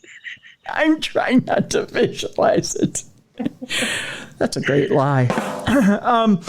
Back in 2015, a video did the rounds of Roberto measuring up to back up his claims. Yes, he measured up. Then jobless, he spilled the beans on how his massive manhood had cost him jobs and relationships. Not to mention the struggle to pray in church without it causing a scene. Praying in church. Keep in mind, he has to kneel. He has to kneel on a kneeler without it touching. Oh my goodness, Tim. Where did you get this story? I have my sources. But he's not alone in his extraordinary claims. Back in 2021, a gobsmacked Josie Gibson was confronted with photo evidence on This Morning, proving it was another bloke, Jonah Falcon, who was packing serious heat. And while Matt may not hold the title for world's longest lad, keep in mind, he's only a foot. He's only 12 inches. He's been booted from yoga classes because of his eye-popping physique. He told This Morning crew that he got the boot after being wrongly accused of sporting a stiffy despite donning loose threads to keep things under wraps. But folks just couldn't shake the misconceptions and that despite wearing baggy clothing, people just got the wrong idea. Oh, no. Can you really be kicked out for having an erection? That doesn't seem... It doesn't seem right, true. It doesn't seem right for, but I guess if they think it's obscene. Yeah. Despite the daily dramas his dong causes, that's what it reads here. I didn't say it. He's ruled out going under the knife for a size reduction, even though it could set him back a hefty 15,000 pounds. It's only done normally in the cases of tumors and things like that. In the case of normal function, it's not common. Oh, God. And that's the end of this embarrassingly large story. So there you go. Oh, that was something. It's just a crime. It's a crime against humanity that guys would have to go around being that large. It's sad, really. Feel bad for him. I don't feel bad for him. What a curse. It's not a curse. Probably have women lined up around the block. I don't know. I'm just saying. Not saying, I'm just saying, Jess. They probably have women lined up around the block. I don't know. As a woman, I think I'd be like, yeah, no, thank you. You can put that thing back in your yoga pants. That's scary. Maybe that's where all the Nessie sightings come from. I'm just saying. All right, tomorrow on the big show. I mean, that is a big show now that we're talking. But I mean, tomorrow on the big show, supernatural news and Parashare. And then on Thursday of this week, what are we doing Thursday on this week? Dear God, I was so focused on this story that I forgot what we're doing Thursday of this week. My mind was wiped. Thursday of this week. Oh, God, our good friend Jim Harold is back. Fun. Yeah, we're going to be talking campfire stories, true stories. Jim has a brand new book out of more campfire stories. So your wishes. That'll be a good one. Yeah, your wishes have come true, folks. So there you go. Lots of good stuff on the big program. So there you go. That is this week on Darkness Radio. So there you go. For Jessica Freeburg, I'm Tim Dennis. Thank you so much for joining us. The book, Women Who Murder, is in the description of this program. Check out Mitzi Sereto's book. And I want to thank Mitzi for being on the program. For Jessica Freeburg, I'm Tim Dennis. Thank you so much for joining us today on True Crime Tuesday.